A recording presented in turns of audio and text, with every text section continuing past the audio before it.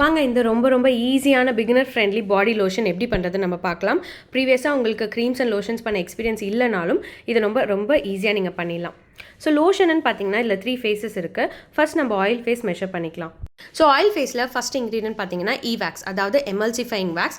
இதுதான் வந்து தண்ணி அண்ட் வாட்டரை வந்து நம்மளுக்கு எமல்சிஃபை பண்ணி கொடுக்குது, அந்த க்ரீம் கன்சிஸ்டன்சி கொடுக்குது. ஸோ அடுத்து பார்த்தீங்கன்னா சீட்டல் ஆல்கஹால், இது வந்து கன்சிஸ்டன்சி கொஞ்சம் திக்காகிறதுக்காக நம்ம யூஸ் பண்ணுறோம். ஸோ அடுத்து பார்த்தீங்கன்னா ஆல்மண்ட் ஆயில் வந்து ரொம்ப ஈஸியாக நம்ம கிடைக்கும். இல்லை ஆலிவ் ஆயில் நீங்கள் யூஸ் பண்ணுறதா இருந்தால் கூட தாராளமாக நீங்கள் இதுக்கு பதிலாக சப்ஸ்டியூட் பண்ணிக்கலாம். ஸோ அதுக்கப்புறமா பார்த்தீங்கன்னா நெக்ஸ்ட் இன்னொரு பீக்கர் எடுத்துக்கோங்க.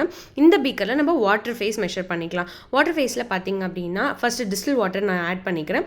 டிஸ்டில் வாட்டர் வந்து நம்மளுக்கு ரொம்ப ஈஸியாக கிடைக்கும். பேட்ரிஸ் ஷாப்ஸ் அந்த மாதிரி யூஸ் பண்ணுவாங்க இல்லையா, அந்த டிஸ்டில் வாட்டர் தான் நான் யூஸ் பண்ணுறேன். உங்ககிட்ட டீமினரலைஸ்ட் வாட்டர் இருந்தாலும் அதுவும் நீங்கள் யூஸ் பண்ணலாம். அடுத்து பார்த்தீங்கன்னா கிளிசரினும் நம்மளுக்கு ரொம்ப ஈஸியாக கிடைக்கிற இன்க்ரீடியன்ட் தான். அது நான் 3% ஆட் பண்ணுறேன். அதுக்கு மேலே ஆட் பண்ணால் கொஞ்சம் ஸ்டிக்கியாக இருக்க சான்ஸ் இருக்குது. ஸோ 3%ஓட நீங்கள் நிறுத்திக்கோங்க. அதுக்கப்புறம் பார்த்தீங்கன்னா இந்த 2 ஃபேஸஸையும் நம்ம டபுள் பாய்லர் மெத்தடில் ஹீட் பண்ணணும். அந்த வேக்ஸு ரெண்டும் ஆட் பண்ணோம் இல்லையா, அது மெல்ட் ஆகணும். ஸோ மெல்ட் ஆகிற வரைக்கும் ஹீட் பண்ணிட்டிங்கன்னா இந்த மாதிரி ஆகிடும். ஃபர்ஸ்ட் வாட்டர் ஃபேஸை தூக்கி ஆயில் ஃபேஸில் நீங்கள் போர் பண்ணிவிட்டு உடனே பிளெண்டர் போட்டு நீங்கள் வந்து பிளெண்ட் பண்ணிடணும். இது வந்து ஹீட்டாக இருக்கும்போது நீங்கள் பிளெண்ட் பண்ணிடணும்.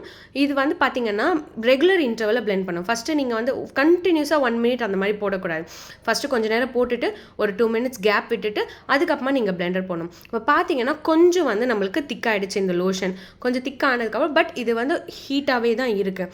நீங்கள் வந்து கூல் டவுன் ஃபேஸ், அதாவது அடுத்த ஃபேஸ் ஆட் பண்ணுறதுக்கு முன்னாடி டெம்பரேச்சர் கண்டிப்பாக வந்து 45 டிகிரி செல்சியஸ்க்கு கீழே இருக்கணும். இப்போ பார்த்தீங்கன்னா நீங்கள் மேலோட்டமாக செக் பண்ணிங்க அப்படின்னா உங்களுக்கு டெம்பரேச்சர் வந்து 42, 41 தான் காட்டும். பட் நீங்கள் நல்லா மிக்ஸ் பண்ணிவிட்டு உள்ளே செக் பண்ணி பார்த்தீங்க அப்படின்னா இந்த மாதிரி ஹைன்னு காட்டும். ஸோ எப்போவுமே டெம்பரேச்சர் செக் பண்ணும்போது மிக்ஸ் பண்ணிவிட்டு அதுக்கப்புறமா நீங்கள் டெம்பரேச்சர் செக் பண்ணுங்கள். மேலே இருக்க லேயர் மட்டும் செக் பண்ணிங்க அப்படின்னா உங்கள் ரூம் டெம்பரேச்சருக்கு ஏற்ற மாதிரி அது கம்மியாக காட்ட சான்சஸ் இருக்குது. ஸோ இப்போ பார்த்தீங்கன்னா எனக்கு கம்மியாகிடுச்சு, 42.5 டிகிரி செல்சியஸ் வந்துருச்சு. நான் cool down phase ingredients add பண்ணுறேன். இதுலேயும் 2 இன்க்ரீடியன்ட் தான் நான் ஆட் பண்ணுறேன். ப்ரிசர்வேட்டிவ் ஈகோ அது 1%, அதுக்கப்புறம் விட்டமின் இ ஆயில் 1%. நான் எந்த எசென்ஷியல் ஆயிலோ ஃப்ராக்ரன்ஸ் ஆயிலோ ஆட் பண்ணல. உங்களுக்கு வேணும்னா ஒரு 0.5% ஆட் பண்ணிவிட்டு டிஸ்டில் வாட்டரில் அதை மைனஸ் பண்ணிக்கோங்க.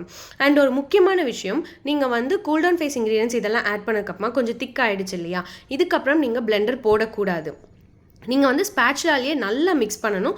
கண்டிப்பாக அந்த ப்ரிசர்வேட்டிவ் எல்லாம் நல்லா மிக்ஸ் ஆகிடுச்சா, அந்த ஓரத்தில் இருக்கிறது இதெல்லாமே நீங்கள் ஸ்பேச்சுலா வச்சு நல்லா மிக்ஸ் பண்ணிவிட்டு அதுக்கப்புறமா நீங்கள் பேக் பண்ணிக்கணும். ஸோ உங்களுக்கு இந்த ஈஸியான ஒரு லோஷன் வந்து ரெடி ஆகிடுச்சு. இதை நீங்கள் தாராளமாக உடனே யூஸ் பண்ண ஸ்டார்ட் பண்ணலாம்.